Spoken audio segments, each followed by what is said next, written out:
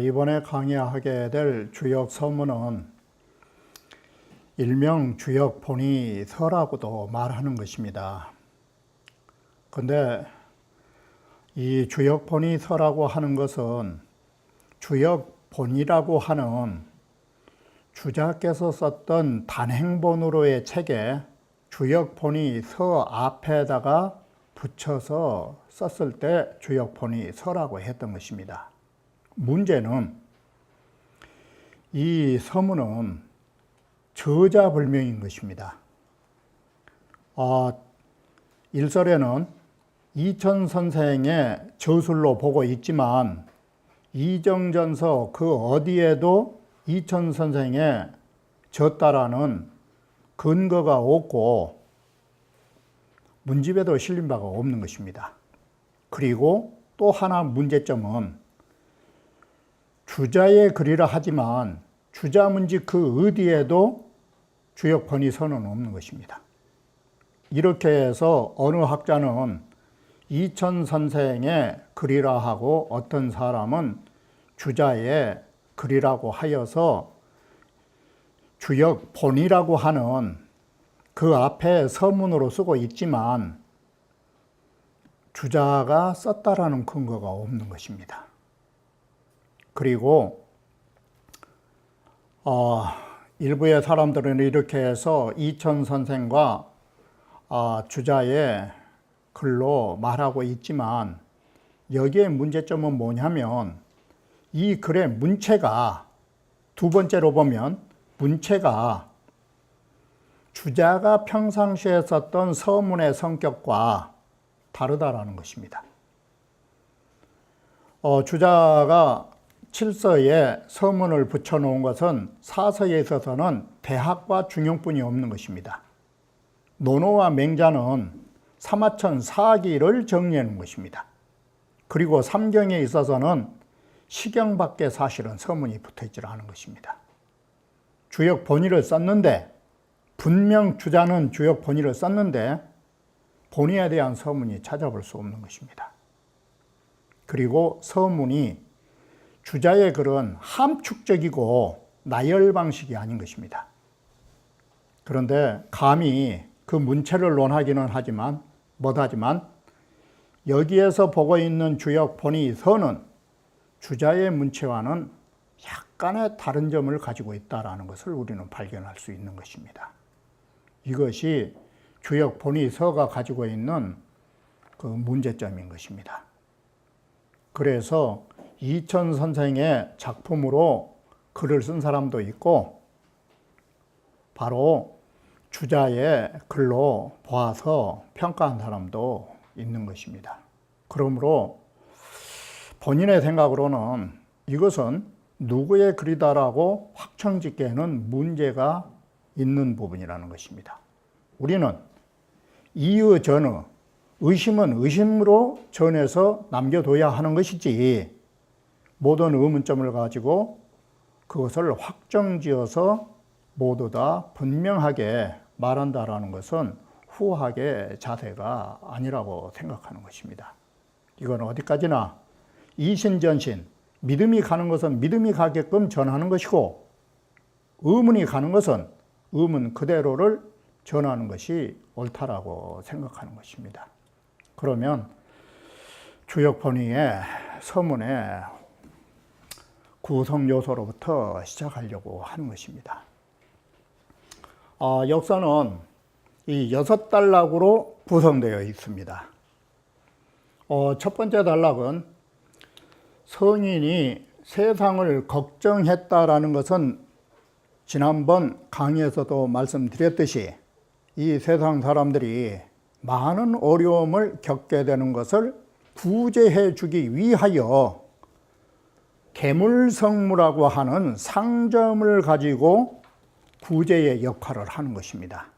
그래서 괴물성무가 앞으로도 계속 나오게 되는데, 괴물이라는 말은 앞서에 말씀드렸듯이 주역은 상이라고 하는 것과 점이라고 하는 것으로 구성되어 있는 것입니다. 바로 이 상이라고 하는 것을 열어 보여줌으로 해서 여러분들이 살아가는데 그 일에 지침이 되게 하는 것입니다.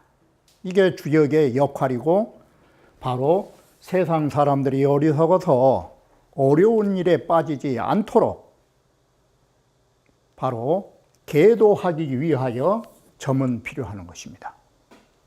이것이 주역의 역할인 것입니다. 이것을 괴물성무라고 말하는 것입니다. 물상을 열어 보여주고 그 일을 이루어주도록 마련하는 역할을 가지고 있는 그러한 도의를 밝혀놓은 것이 주역의 본질이다라고 말한 것입니다. 제2단락은 바로 괴물성무라고 하는 이 상점이 나올 수 있는 원리 개념이 소위연인 것입니다.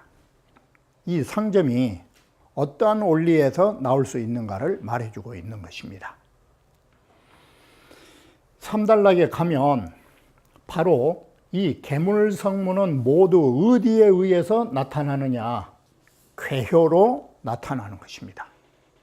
이게 괴효에 나타난 상과 점이 바로 괴물성무가 되는 것입니다. 이 괴물성무는 괴효를 통해서 나오는 것입니다. 그래서 이 괴효의 본체가 되는 소위연과 괴효의 작용이 되는 괴물성무, 이것은 이 우주에 가까이 멀리 모든 곳에 존재한다 이 뜻인 것입니다. 주역의 이치는 이 세상에 충만하는 것입니다. 그것이 괴효의 체온관계는 가까이도 있고 저 멀리도 있는 거라고.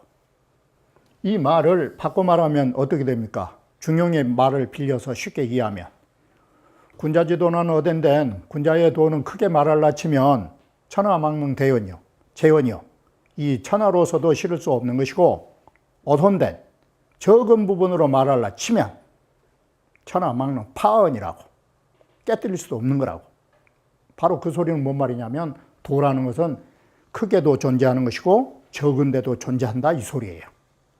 지극히 큰 것과 지극히 적은데도 존재하는 거라고. 그러듯이 여기도 가까이로는 멀리로는 그 어느 곳이든 모두 존재한다라는 말을 하는 거 있는 것입니다. 네 번째 단락은 괴라는 역할은 시간을 말해주는 것이고, 효라고 하는 것은 사건을 말해주는 것입니다. 그래서 괴를 시간으로 보면 효가 일이 되는 것이고, 우리가 다음에 가서 말을 할 때 괴를 일사자를 붙여놓으면 효는 시종의 시간이 되는 것입니다. 그렇기 때문에 이것을 고정화해서 생각할 것은 없는 것입니다. 괴가 어떤 사건이라면, 자, 예를 들면 천수송괴, 이 천수송괴가 나온다면 이 송이라는 것은 송사라 하는 사건을 말해주는 것입니다. 그러면 효는 뭐냐? 송사의 시작으로부터 끝나는 데까지. 이와 같이 시간으로도 말할 수 있고 사건으로도 말할 수 있으니까 괴와 효의 관계는 시간과 사건의 관계를 가지고 논술된다라는 것을 아셔야 하는 것입니다. 그래서 괴를 사건으로 보면 효는 시간이 되고, 괴를 시간으로 보면 효는 사건이 되는 것입니다. 그 일의 부분적인 일로. 바로 이와 같이 괴의 시간과 모든 일들은 변통응용이라, 모든 것은 변하고 변함으로써 통하고 모든 일에 응용되게 되는 체제를 가진 것입니다. 바로 뭔 뜻이냐? 멀리 가까이 괴와 효를 통해서 모든 데 응용하고 있다 이 소리예요. 이 말이. 이렇게 해서 주역이라는 것은 바로 모든 데 존재하고 모든 데 존재하는 주역을 우리는 응용한다 이 소리예요. 괴와 이 효를 통해서. 바로 성인의 주역이 무엇인가를 제시하고, 다음에 우리 공부한 사람들이 주역을 어떻게 배워가야 할 것인가를 제시해 주는 것입니다. 이렇게 해서 주역 본의서는 바로 주역의 본질이 무엇인가를 통해서 주역의 괴와 효가 어떠한 역할을 하면서 성인의 주역을 담고 있는가를 말해 주는 것입니다. 바로 이것을 우리는 어떻게 바르게 공부해야 할 것인가를 제시해 준 서문이라고 말하는 것입니다. 역서는 성인의 계물성무제도를 담고 있는 책에 관해서 제1단락을 구성하고 있는 것입니다.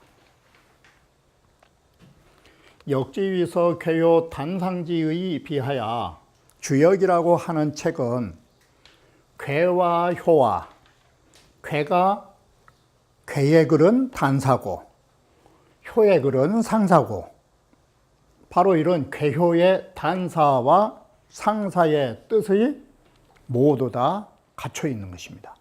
바꿔 말하면 이 글은 뭔 말이냐?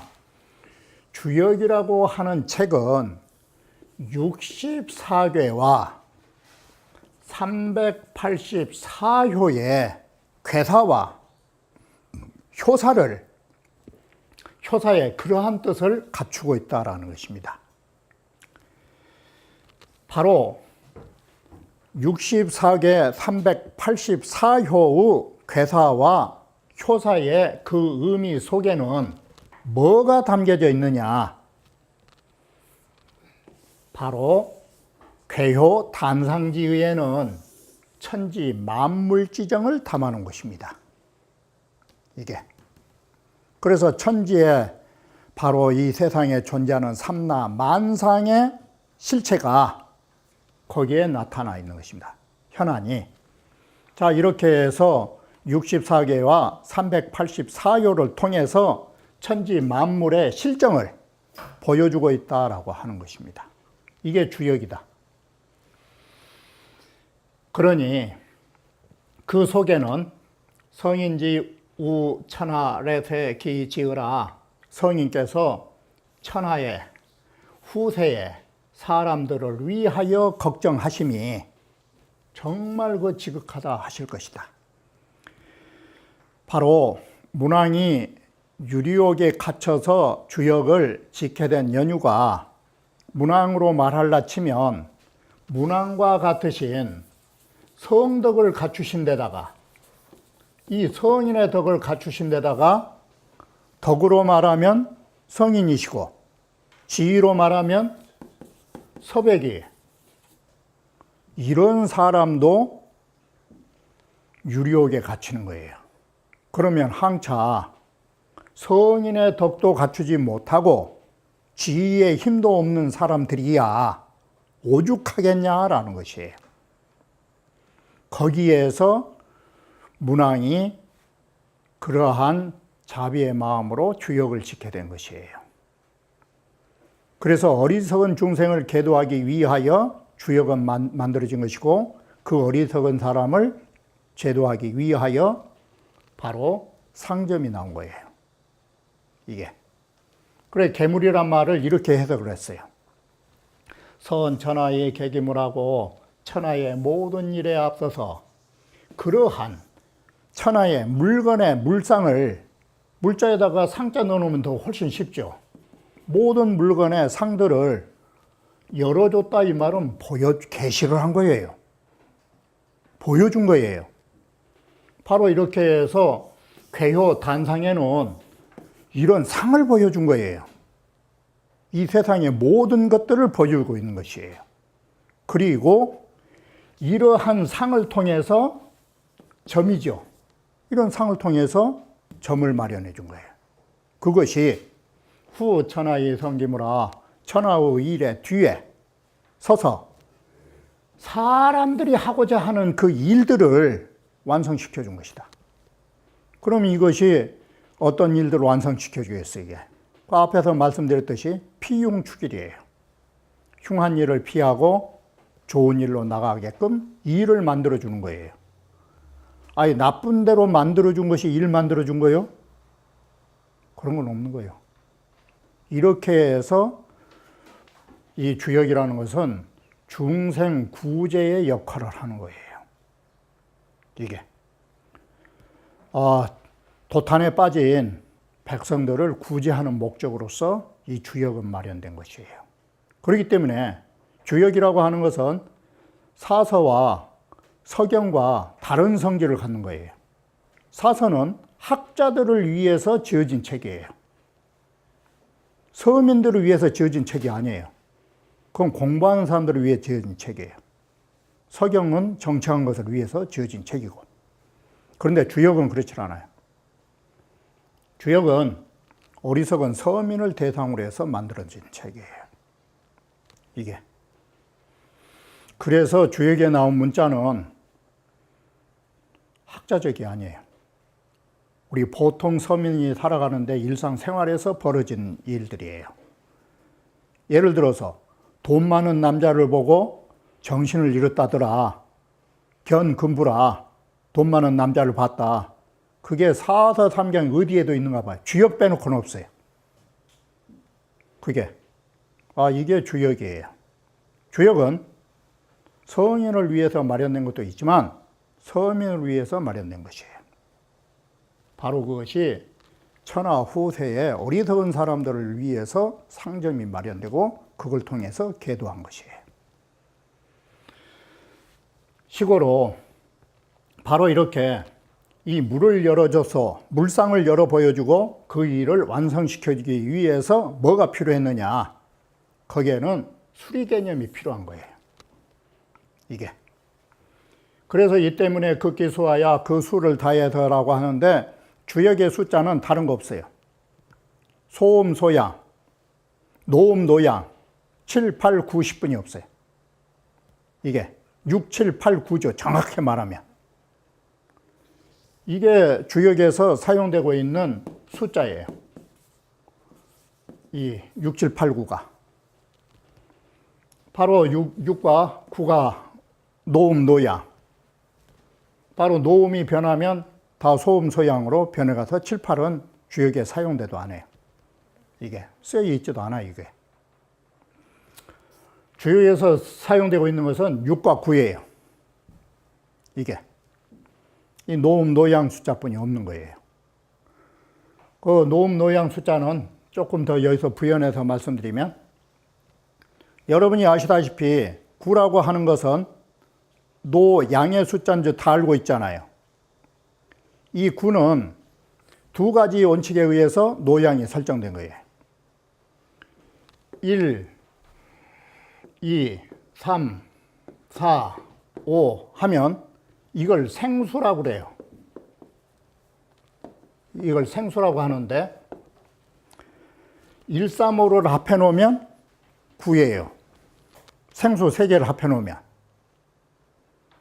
그리고 생수 속에 2, 4를 합해 놓으면 6이에요. 이렇게 해서 노음, 노양을 찾는 것이에요. 숫자가.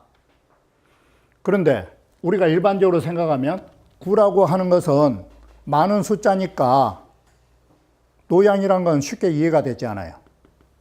그런데 음의 숫자를 말하려 치면 6하고 8이 있잖아요.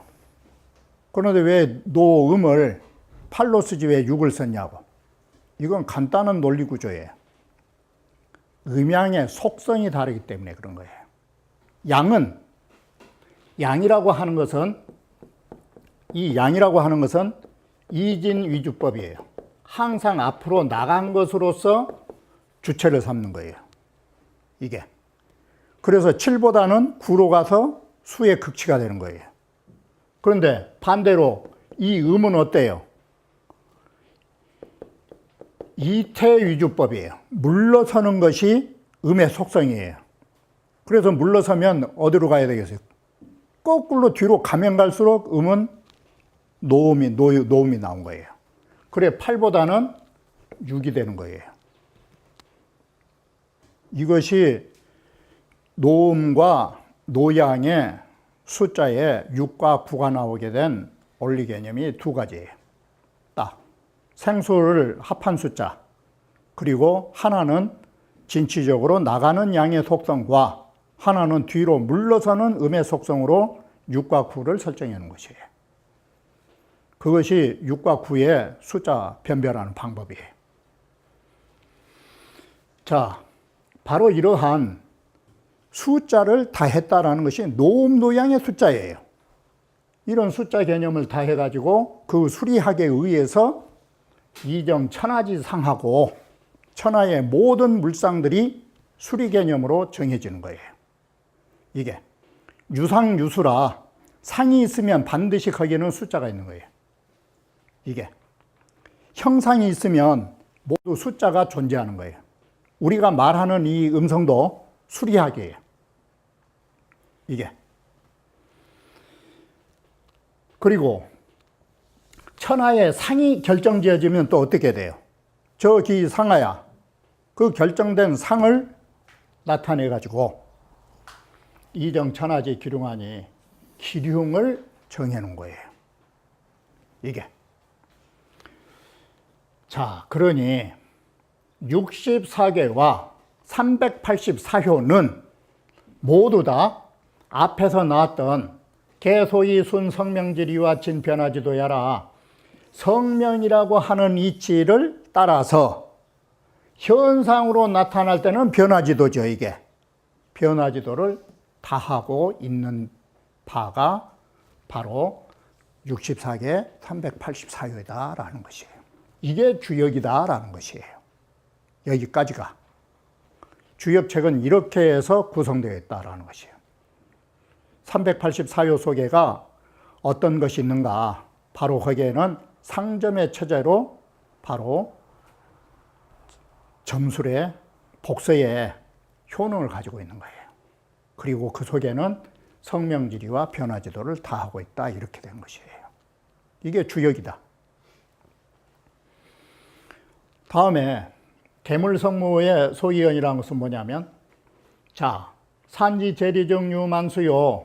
바로 이 산지재리란 말은 분산해서 이치에 있을 때에는 이 말은 여러분들이 배운 걸로 쉽게 말하면 중형서설에 시연일리하야 중산이 만사하고 처음에 하나의 이치를 말해가지고 중간이 가면 만사로 흩어지고 말부합이 일리라 끝에 가면 다시 하나의 이치로 귀결된다라고 중용의 구조가 그래요.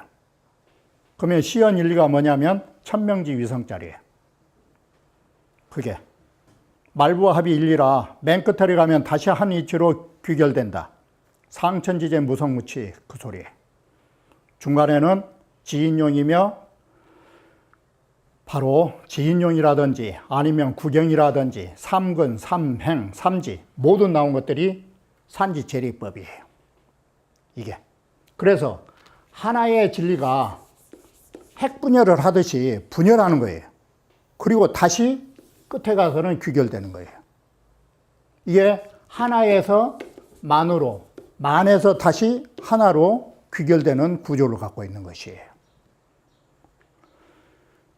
산지재리면 이게 분산해서 풀어놓으면 유만수요. 이게 만수라고 하는 거예요. 만 가지로 달라지는 요소가 나오는 것이에요.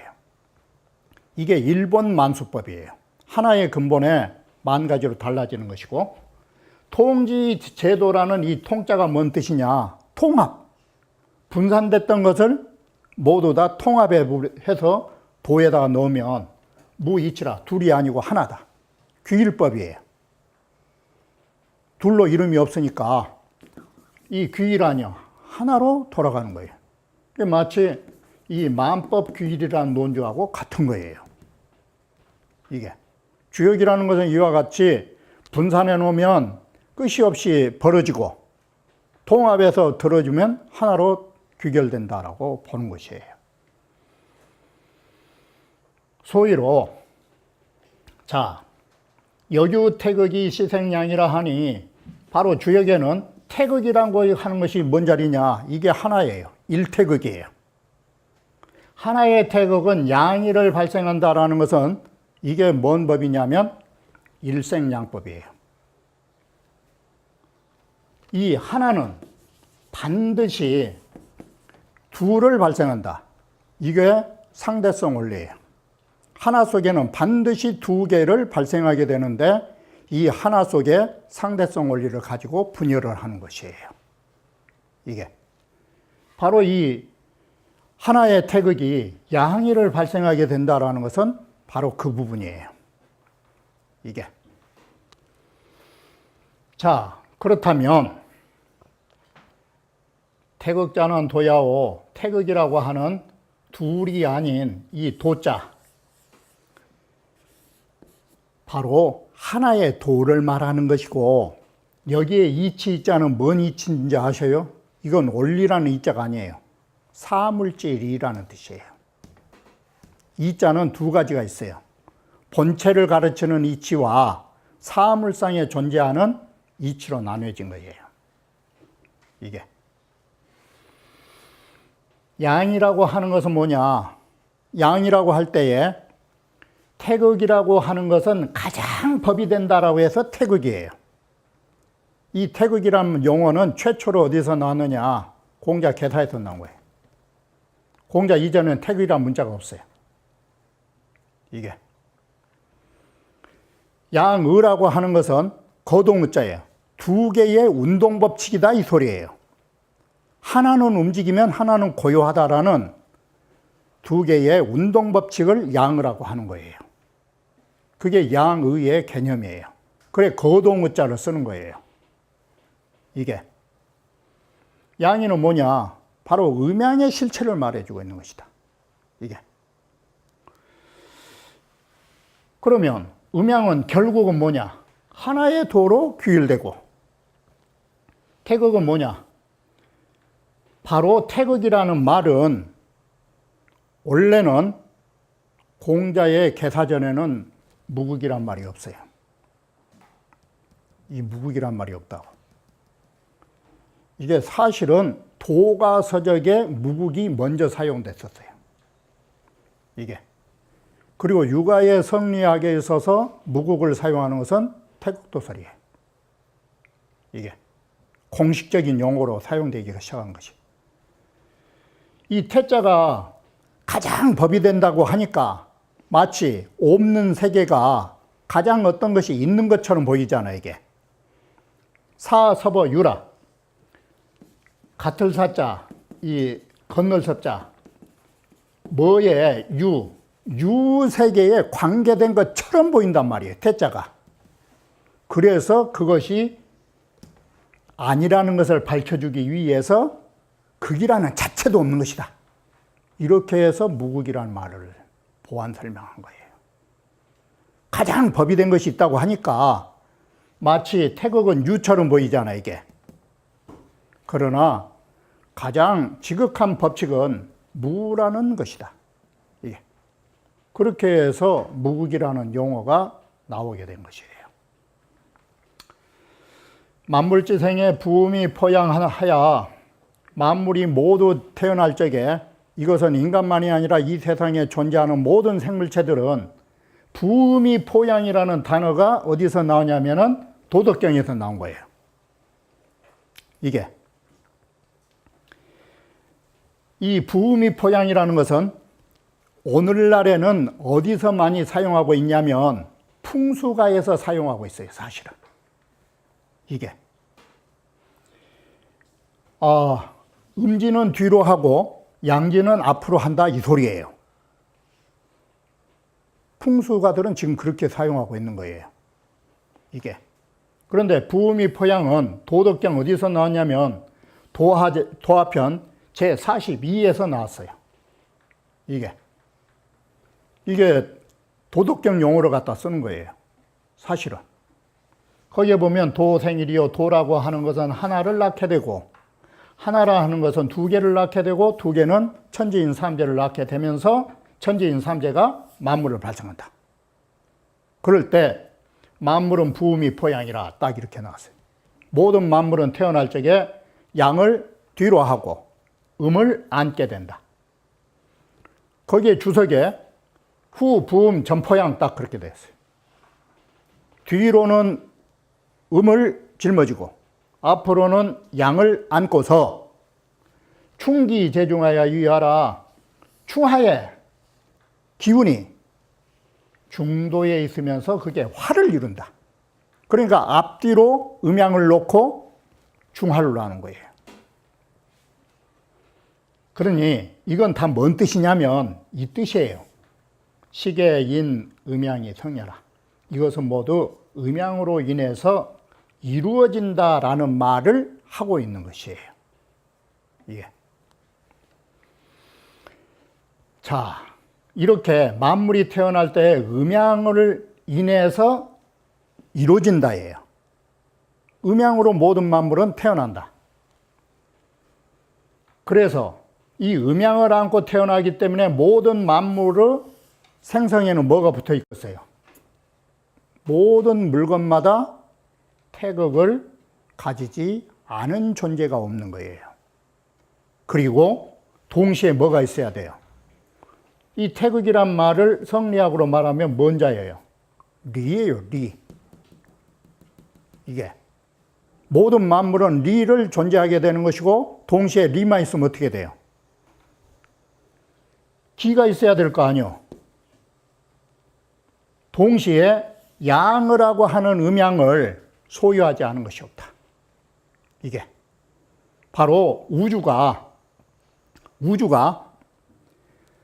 음양이 있고 태극이 있듯이 거기에서 태어난 존재들도 어때요? 이게 하나의 모체가 이러하듯이 거기에서 발생하는 분자 역시도 모두 태극이라고 하는 것과 음양이라고 하는 리기를 갖게 되는 것이에요.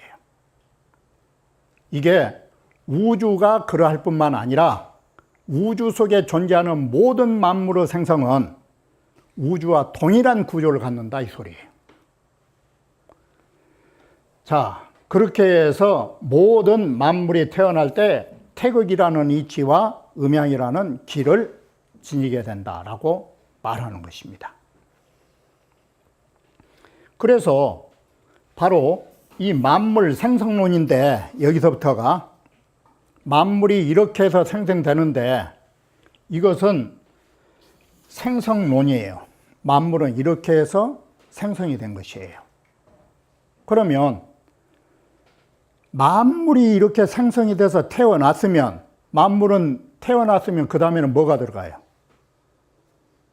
거기에서 살아서 움직이는 거예요. 그게 인원교감의 변화불공하여 바로 음양과 리와 기의 인원이 서로 교감하면서 소위 인원이라고 하는 것은 서로가 한 덩어리로 되면서 변화가 불공하게 된 거예요. 이게 리와 기가. 그러면서 형일 수기생하고 우리의 몸은 한번 그 생명체를 받아서 그러한 몸을 갖게 되고 받아서 태어나고 나니까 형체를 갖춰서 한번 우리 이 생을 두고 보니까 그 다음에는 뭐가 나와요? 우리는 바로 정신도 하나의 모든 지각 능력을 발생하게 된다라고 말하는 것입니다.